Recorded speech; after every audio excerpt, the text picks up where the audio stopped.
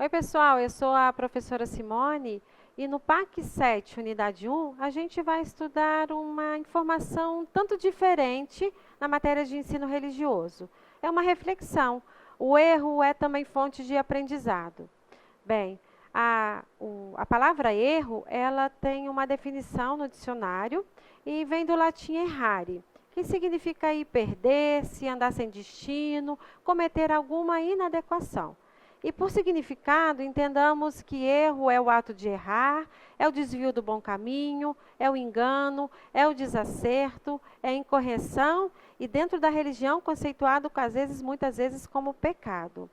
E aí fica uma frase: errar todos conseguem, mas admitir o erro, gente, isso é uma questão de caráter. Quando pensamos em erro, nós temos sempre associado uma ideia negativa do erro. Sabe por que isso acontece?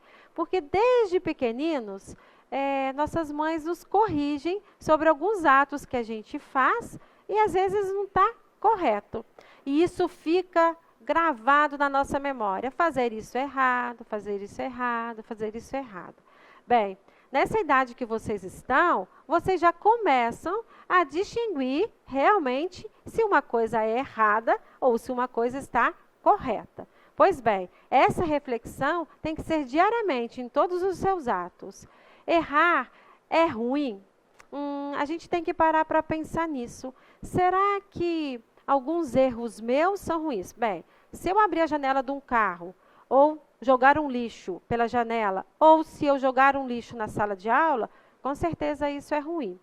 Mas determinados erros a gente faz, a gente comete porque a gente não sabe. Às vezes eu chego numa fila e peço uma informação e a moça diz, por favor, vá lá e segue a fila. E aí eu percebo de que realmente é porque eu não sabia onde é que ficava a fila.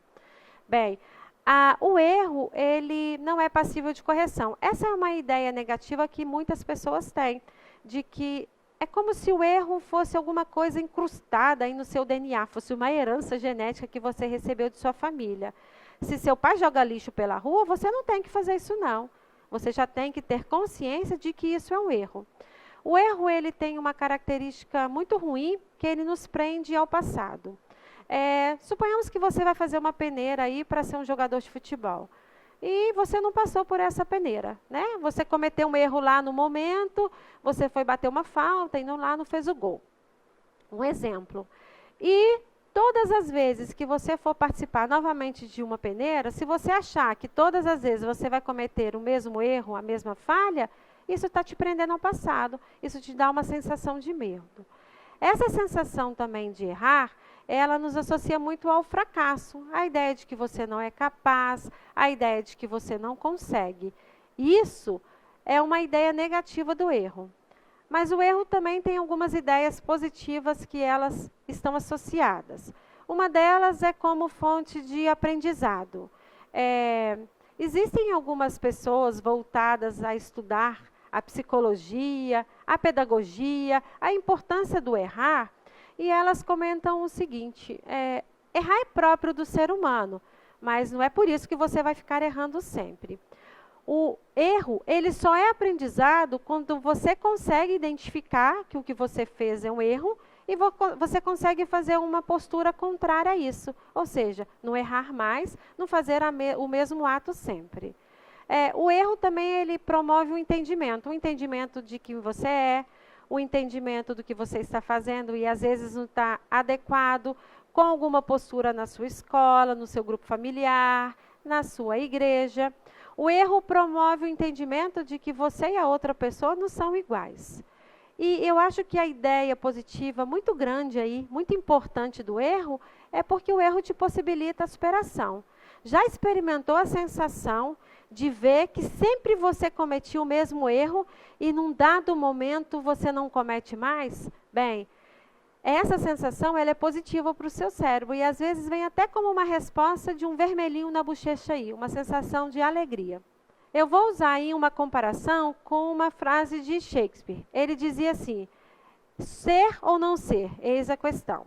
Então eu digo assim para você, errar ou não errar, eis a questão. Bem, Do errar, gente, nasce uma luta. Muitas vezes que é estressante contra nossas próprias falhas. Eu, você, todos nós falhamos. E só que isso não pode ser ao ponto que nos torna intolerante, tanto quanto aos erros dos outros, quanto aos nossos erros. E, consequentemente, nós nos tornamos, às vezes, uma pessoa menos agradável do que poderíamos ser. Lembre-se sempre que nós só transmitimos ao outro o que nós temos dentro do nosso coração. Se somos intolerantes com o outro, é sinal de que nós estamos sendo intolerantes conosco mesmo. Mas atenção, seu erro não define você como pessoa. Às vezes foi um momento ruim, às vezes foi uma falha, às vezes é algo que você tem que repensar para agir de uma outra maneira. Não faz parte da vida de nenhum ser humano errar sempre. E sempre reconheça seu erro. Isso faz a diferença toda em sua vida. No mais, turminha, fique com Deus e até a próxima aula.